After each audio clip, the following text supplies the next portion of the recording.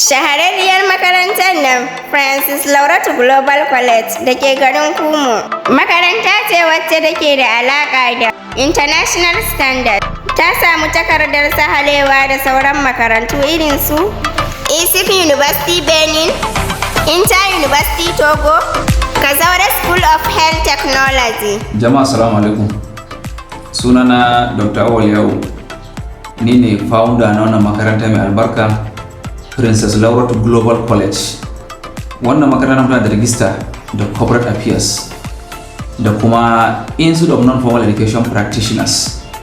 Sannan da affiliation da makaranti kamar haka: World University of Sport Iraq, INTA University Togo, Liberal Bilingual University Togo, ISSIC University Benin, ESCOM University Benin, School of Health Technology KAZAURE.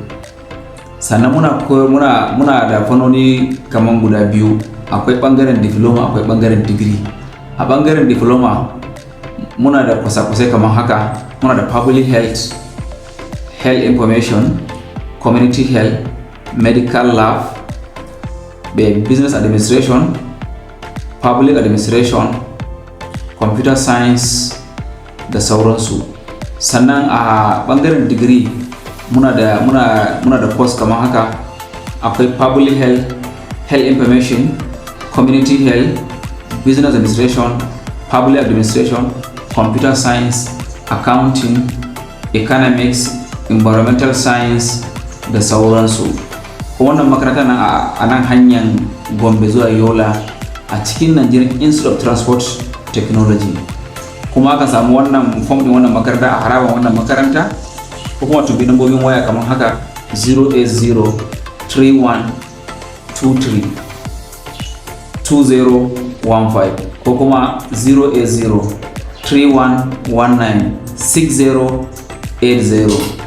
sai kun zo. Wannan makaranta kuma scholarship ne, kashi 50 na kudin makarantar an yafe, kashi 50 kake sai. Sannan masu sha'awan su yi karatu a kasashen Togo ko Benin, duka za su zo makaranta za a musu admission su tafi wancan makarantar sai. Kuma degree din mu shekara 3 ne ake yin sa. Za ka yi semester, amma duk shekara za ka yi semester guda 3.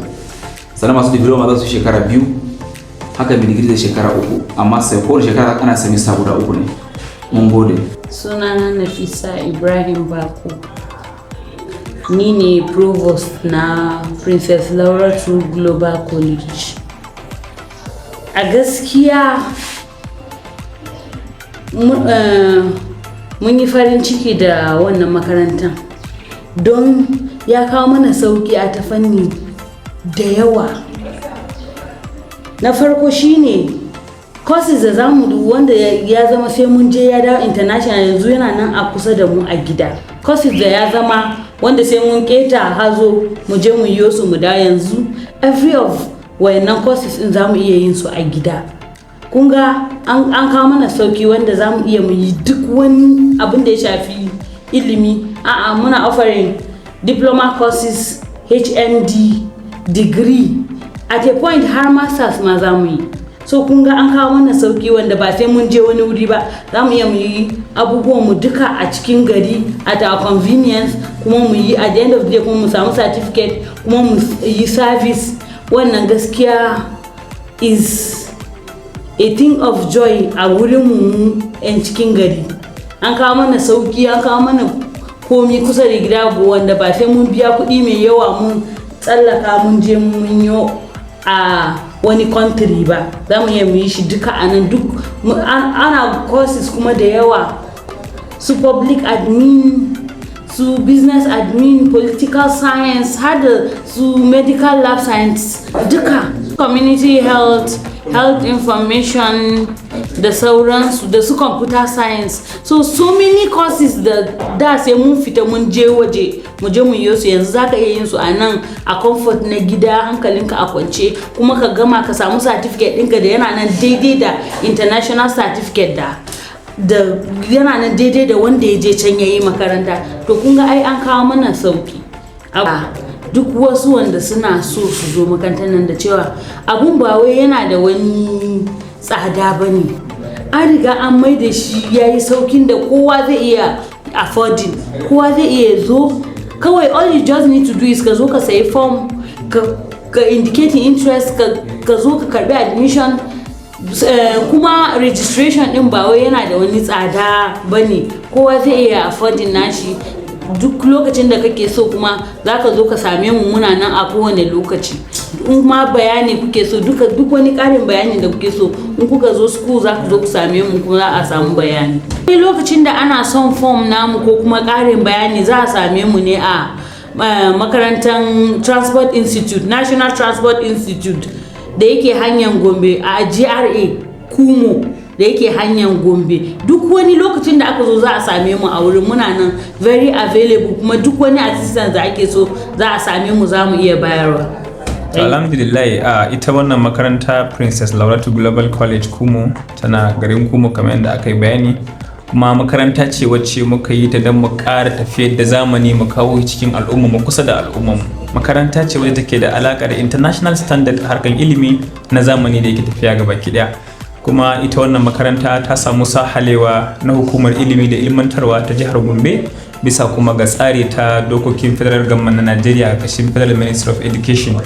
Haka kuma ita wannan makaranta tana da affiliation da makarantu da suke da international standard na waje, kamar irin su makaranta ta take akwai Brazil, akwai Japan, akwai UK, Oxford University, Harvard University, akwai kuma irin su Togo da sauran universities wanda makarantar ta yi affiliation da su kuma sun ba ta takardar sahalewa. Wannan makaranta tana da ƙwararrun malamai wanda suka tafiya da abubuwa na zamani da kuma tsari wanda zai ɗauki dukkan wani wanda yake son ya karatu.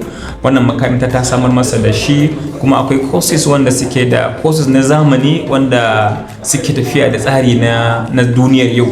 Haka zalika kuma abun da yake faruwa, mutane suna ganin kamar tana da tsada, ganin cewa international standard ne. A'a, wannan makaranta mun kawo ta kusa da al'ummar mu, kuma mun rage kudadenta, wanda kudin makarantar you can even pay in flexible times. Akwai tsarin da aka yi da ɗalibi zai biya kudin makaranta a cikin tsari mai rahusa, mai inganci, mai sauki, ta yanda ba sai ka je ka biya kudi a Togo, Brazil, Canada, UK, all this is a nan kuma zaka zo ka yi shi, kuma zaka samu takarda mai inganci kamar yadda zaka je ka kasar waje ka je ka yi ta.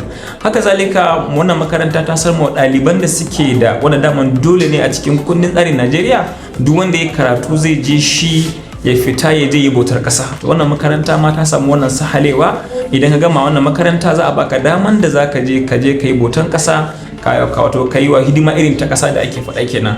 Haka zalika kuma kamar da ne bayani, suna da courses masu matakar muhimmanci wanda sun yi alaka da zamani, wanda ba sai ka je ka sha wala a wuraren da ake ganin da ne akwai wahala a cikin sa, yanzu yana nan kusa da kai, mai sauki in Allah ya yarda.